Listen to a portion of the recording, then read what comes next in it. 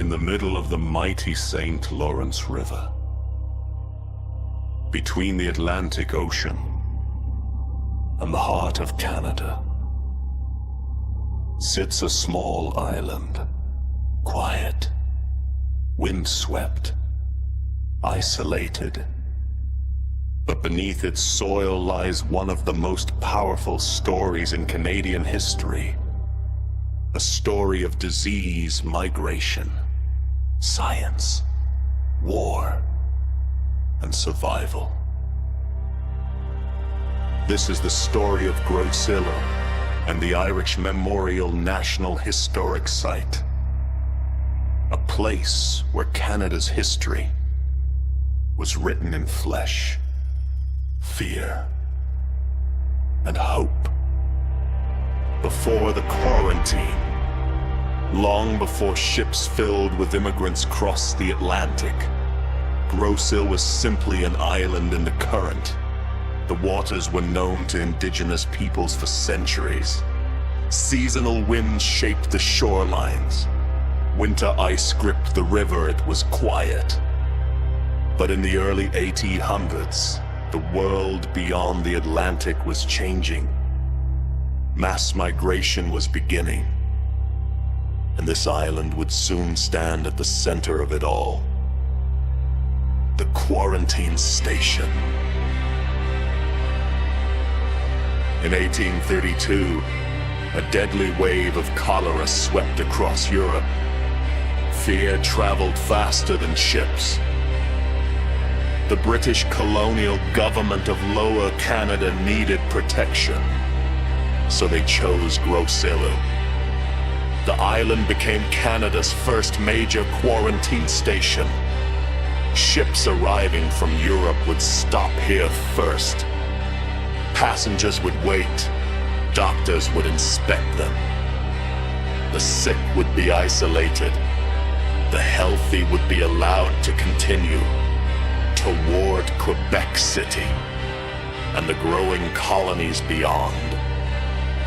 British soldiers built the first facilities, barracks, hospitals, inspection docks.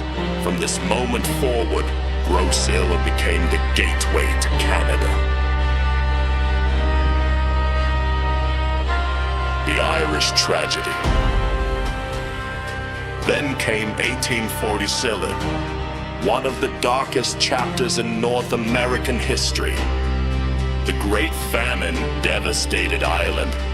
Hundreds of thousands fled starvation. More than 100,000 Irish immigrants boarded overcrowded ships bound for Canada. These ships were later called coffin ships. Disease spread rapidly on board. Typhus, fever, starvation. When the ships arrived at Grosse in May 1847, the island collapsed under the weight of human suffering. Dozens of ships filled the river. Lines of immigrants stretched for miles. Hospitals overflowed. Tents were built in desperation. Thousands lay on the ground waiting for care. The island's chief medical officer, George M. Douglas, wrote that enforcing quarantine rules had become physically impossible by the end of the crisis. More than 3,000 immigrants died on the island. Over 5,000 more were buried in the Irish cemetery. Today it remains the largest burial ground for famine victims outside Ireland. Science and government reform. The tragedy forced change. After Canadian Confederation, Canada began building a stronger national public health system. One of the key figures was Frederick Montezomber, a physician and bacteriologist. Under his leadership, Grosse became more modern. Ships were inspected carefully. Clothing and luggage were disinfected. The sick and healthy were separated more effectively. Vaccination programs expanded. Public health was becoming a national responsibility. Grosse became a laboratory for modern quarantine science. Secret war research. But the island's story did not end there. In 1942, during World War II, the Canadian government closed the immigration station. The island was taken over by the military. Its new name, the War Disease Control Station. Scientists began studying dangerous pathogens that could be used in biological warfare.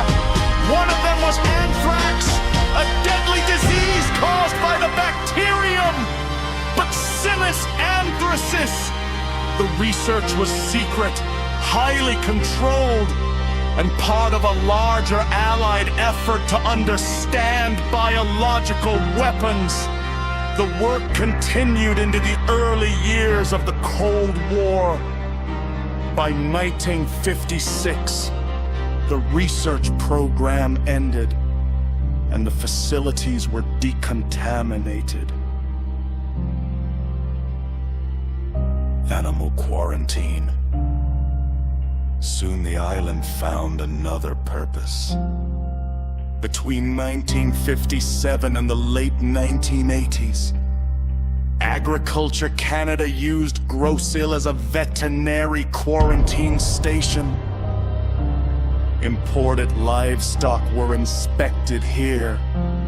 Scientists studied animal diseases to protect Canadian farms and agriculture. Once again, the island served public health, but this time for animals instead of humans. Memory and remembrance. In 1974, Canada recognized the restoring importance of the island. Grosse became a national historic site. Today it is preserved by Parks Canada. Visitors can walk through the restored quarantine buildings. They can stand before the great Celtic cross in the Irish cemetery.